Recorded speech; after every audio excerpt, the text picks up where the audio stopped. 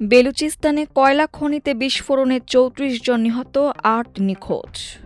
দেশ পরিচালনায় ব্যর্থতার পরিচয় দিচ্ছে সরকার, অভিযোগ বিরোধী দলীয় নেতার। আইন সংস্কার কমিশনের প্রস্তাবনা জুলাই সনদের আলোকেই বাস্তবায়ন হবে, জানালেন আইনমন্ত্রী। নাসিরউদ্দিন সার্জিস সহ এনসিপির ১০ নেতার বিরুদ্ধে হত্যাচেষ্টার অভিযোগ। হিন্দু মুসলিম সংঘর্ষে নেপালে ৩ নিহত, শান্ত থাকার আহ্বান প্রধানমন্ত্রীর। রোহিঙ্গা ক্যাম্প পরিদর্শনে কক্সবাজারে মার্কিন বিশেষ দূত সার্জিও গোর। পদত্যাগ করলেন বিজেপির জাতীয় মুখপাত্র শেহজাদ পুনাওয়ালা। পাকিস্তানের দক্ষিণ পশ্চিমাঞ্চলীয় প্রদেশ বেলুচিস্তানের ২ কয়লা খনিতে বিস্ফোরণের জেরে ৩৪ জন খনি শ্রমিক নিহত হয়েছেন এবং এখনও নিখোঁজ আছেন কমপক্ষে ৮ জন শ্রমিক। গতকাল বৃহস্পতিবার বিস্ফোরণের এ ঘটনা ঘটেছে। বেলুচিস্তানের রাজধানী কোয়েটার অদূরে সোরাঞ্জ নামের এক দুর্গম এলাকায় অবস্থিত সেই খনিটির মালিক কুরবান জোগেজাই জানান, খনির ভিতরে থাকা মিথেন গ্যাস এই বিস্ফোরণের জন্য দায়ী। বিস্ফোরণের সময় মোট ৪২ জন শ্রমিক কাজ করছিলেন।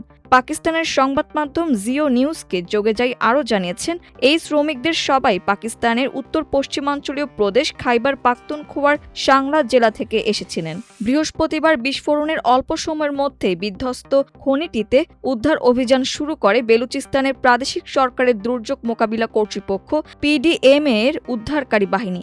শুক্রবার উদ্ধারকারী বাহিনীর এক সদস্য জানিয়েছেন, সবার দেহ উদ্ধারের আগ পর্যন্ত তারা তৎপরতা চালিয়ে যাবেন। বেলুচিস্তানের মুখ্যমন্ত্রী সরফরাজ বুকতি এ ঘটনায় বিস্তারিত তদন্তের নির্দেশ দিয়েছেন। এদিকে পুলিশ সূত্রে জানা গেছে, বৃহস্পতিবার একই দিন বেলুচিস্তানের হারনাই জেলার একটি কয়লা খনিতে একটি বড় পাথরের চাই ধসে নিহত হয়েছেন এক শ্রমিক। পাকিস্তানের ২ প্রদেশ বেলুচিস্তান এবং সিন্ধে কয়েকটি কয়লা খনি রয়েছে। সতর্কতামূলক ব্যবস্থার ঘাটতির কারণে এসব খনিতে দুর্ঘটনা প্রায় নিয়মিত ব্যাপার। চলতি জুলাই মাসের শুরুর দিকে সিন্ধের থাট্টা জেলার কোহিস্তানে মেটিং রেলওয়ে স্টেশনের কাছে একটি কয়লা খনিতে ধস নেমেছিল। এতে নিহত হন ৪ জন এবং গুরুতর আহত হন ৫ জন।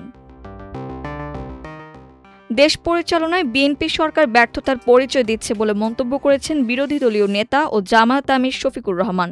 শুক্রবার বেলা 11:30টায় জাতীয় প্রেস ক্লাবে পরিবহন শ্রমিক ফেডারেশনের জাতীয় সম্মেলনে তিনি একথা বলেন। শফিকুর রহমান বলেছেন, ২০২৪ সালের আন্দোলনে সবচেয়ে বেশি ত্যাগ স্বীকার করেছে শ্রমিক সমাজ। জাতিসংঘের তথ্য মোতাবেক প্রায় ১,৪০০ শহীদের মধ্যে পেশাভিত্তিক হিসেবে শ্রমিকের সংখ্যাই বেশি। এরপর ছাত্র এবং সাধারণ জনগণ সবচেয়ে বেশি আত্মত্যাগ করেছেন। সরকারের সমালোচনা করে জামায়াত আমির বলেছেন, দেশে দুর্নীতি ও চাঁদাবাজি কমেনি, বরং বেড়েছে। পরিবহন শ্রমিকরা এখনও চাঁদাবাজদের হাতে নির্যাতনের শিকার হচ্ছেন। চাঁদা দিতে অস্বীকৃতি জানালে মারধর, গাড়ি ভাঙচুর সহ নানা হয়রানির মুখে পড়তে হচ্ছে। সরকারের একজন জ্যেষ্ঠ নেতাও দুর্নীতি নিয়ন্ত্রণে ব্যর্থতার কথা স্বীকার করেছেন। যখন ব্যর্থতার দায় স্বীকার করে নিলেন, তখন কি এই সরকারের ক্ষমতায় থাকার কোনো নৈতিকতা থাকে? নৈতিক দিক থেকে সরকার দেশ পরিচালনার অধিকার হারিয়েছে। আইন বিচার ও সংসদ বিষয়ক মন্ত্রী মোহাম্মদ আসাদুজ্জামান বলেছেন, আইন সংস্কার কমিশনের প্রস্তাবনা জুলাই সনদের আলোকেই বাস্তবায়ন হবে। শুক্রবার বেলা 11টার দিকে ঝিনাইদহ শহরের পুরাতন ডিসি কোর্ট চত্বরে বৃক্ষরোপণ ও বৃক্ষমেলার উদ্বোধন শেষে তিনি একথা বলেন।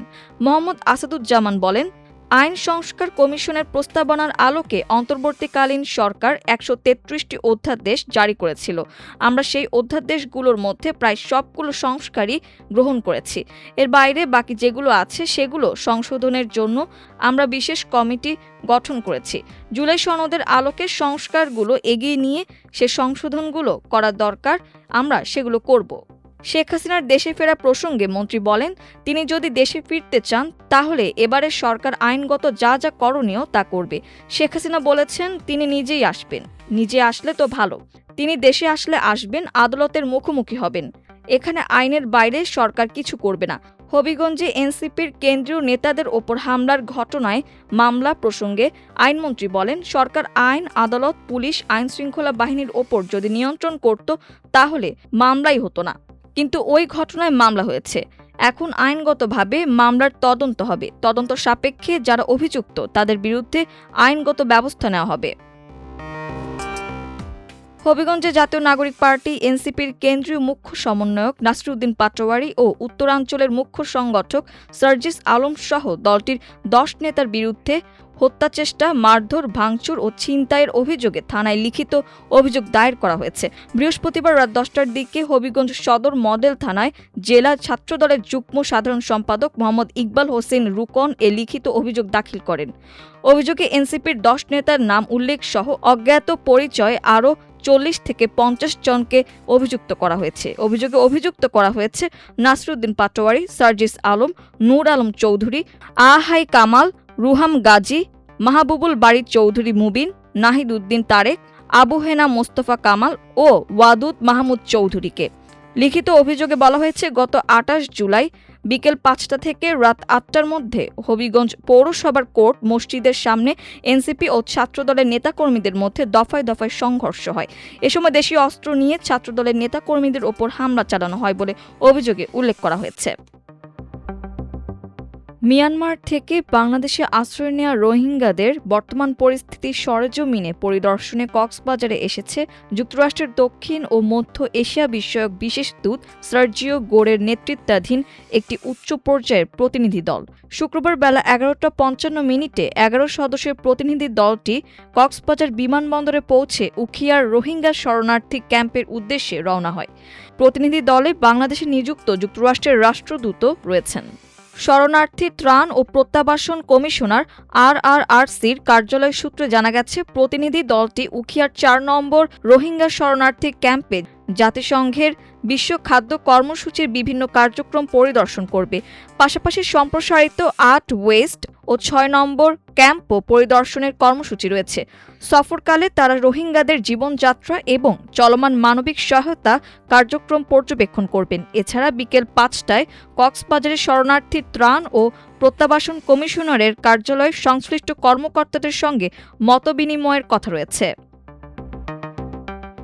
নেপালের দক্ষিণাঞ্চলে হিন্দু ও মুসলিম সম্প্রদায়ের মধ্যে দফায় দফায় রক্তক্ষয়ী সংঘর্ষে 3 জন নিহত হয়েছেন। রক্তাক্ত এই সংঘাতের জেরে দেশবাসীকে শান্ত থাকার জোর আহ্বান জানিয়েছেন দেশটির নতুন প্রধানমন্ত্রী বালেন্দ্র শাহ। গত মার্চ মাসে দায়িত্ব গ্রহণের পর থেকে খুব একটা জনসমক্ষে আসেননি প্রধানমন্ত্রী বালেন্দ্র শাহ। দীর্ঘদিনের সেই নীরবতা ভেঙে গতকাল বৃহস্পতিবার জাতির উদ্দেশ্যে প্রথম গুরুত্বপূর্ণ ভাষণ দেন তিনি। দেশের নাগরিকদের দায়িত্বশীল আচরণ করার অনুরোধ জানিয়ে প্রধানমন্ত্রী বলেন, আসুন সবাই মিলে অশান্তির মেঘ দূর করি। সরকারি কর্মকর্তাদের দেওয়া তথ্য অনুযায়ী গত রোববার ভারত সীমান্তবর্তী সুনসারি জেলার একটি গ্রামে প্রথম সহিংসতার সূত্রপাত হয়। সেখানে হিন্দুদের একটি ধর্মীয় শোভাযাত্রায় উচ্চ শব্দে গান বাজানো এবং ধর্মীয় পতাকা টাঙানোকে কেন্দ্র করে স্থানীয় মুসলিমদের সঙ্গে তুমুল বাকবিতণ্ডা হয়। এক পর্যায়ে তা রক্তক্ষয়ী সংঘর্ষে রূপ নেয়। পরিস্থিতি নিয়ন্ত্রণে পুলিশ গুলি চালালে 2 জন নিহত হন বলে জানিয়েছেন নেপাল পুলিশের মুখপাত্র আবির নারায়ণ ক্লাফে। এরপর পার্শ্ববর্তী সিরাহার জেলায় জারি করা কারফিউ ভেঙে বিক্ষোভ করার সময় গতকাল আরও এক ব্যক্তির মৃত্যু ঘটে। পরিস্থিতির আরও অবনতি হওয়া ঠেকাতে স্থানীয় প্রশাসন সুনসারি ও এর আশপাশের জেলাগুলোতে কঠোর কারফিউ জারি করেছে। উদ্ভূত পরিস্থিতিতে প্রধানমন্ত্রী বালেন্দ্র বলেন, আমি সরকারের পক্ষ থেকে সব নাগরিক, সুশীল সমাজ, ধর্মীয় সম্প্রদায়, নেতা, রাজনৈতিক দল ও দায়িত্বশীল গণমাধ্যমের প্রতি বিনীত অনুরোধ জানাচ্ছি, আপনারা সবাই ধৈর্য ও সংযম বজায় রাখুন। দেশে শান্তি, সম্প্রীতি, ভ্রাতৃত্ব এবং জাতীয় ঐক্য রক্ষা করাই এখন আমাদের মূল লক্ষ্য। ভারতের ক্ষমতাসীন দল বিজেপির অন্যতম আলোচিত মুখ শেহজাদ পুনাওয়ালা পদত্যাগ করেছেন। টেলিভিশনের টকশোর পরিচিত এই মুখ ব্যক্তিগত কারণ দেখিয়ে পদত্যাগ করেছেন। শুক্রবার ভারতীয় সংবাদ মাধ্যম এনডিটিভির এক প্রতিবেদনে এ তথ্য জানানো হয়েছে। সামাজিক যোগাযোগ মাধ্যম এক্সে নিজের বায়ো পরিবর্তন করেছেন পুনাওয়ালা। তিনি বায়ো থেকে বিজেপির জাতীয় মুখপাত্র কথাটি সরিয়ে দিয়েছেন, তবে এখনও প্রধানমন্ত্রী নরেন্দ্র মোদীর আজীবন অনুসারী কথাটি রেখে দিয়েছেন।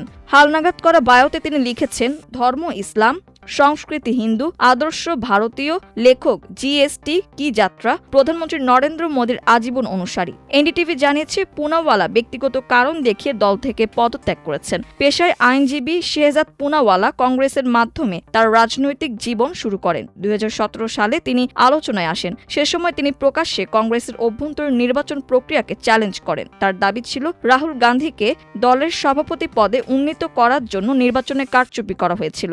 কংগ্রেস ছাড়া করার পর তিনি বিজেপিতে যোগ দেন এবং দলটির জাতীয় মুখপাত্র হিসেবে দায়িত্ব পান। সম্প্রতি শেহজাদ পুনাওয়ালা একটি টিভি চ্যানেলে দেওয়া নিজের পুরনো সাক্ষাৎকারের একটি ক্লিপ শেয়ার করেন। সেখানে তিনি বলেন, সক্রিয় রাজনীতি থেকে সরে আসার সময় হয়েছে। শেহজাদ পুনাওয়ালা সুপরিচিত রাজনৈতিক ভাষ্যকার তাহসিন পুনাওয়ালার ছোট ভাই। শেহজাদ কংগ্রেস ছেড়ে টেলিভিশন বিতর্কে দল ও এর নেতৃত্বের সমালোচনা শুরু করার পর দুই ভাইয়ের মধ্যে প্রকাশ্য মতবিরোধ শুরু হয়। তাহসিন পুনাওয়ালা কংগ্রেস সমর্থক এবং প্রধানমন্ত্রী নরেন্দ্র মোদী সরকারের সমালোচক হিসেবে নিয়মিত টেলিভিশন বিতর্কে অংশ নেন। মাল্টিমিডিয়া ডেস্ক, আমার দেশ।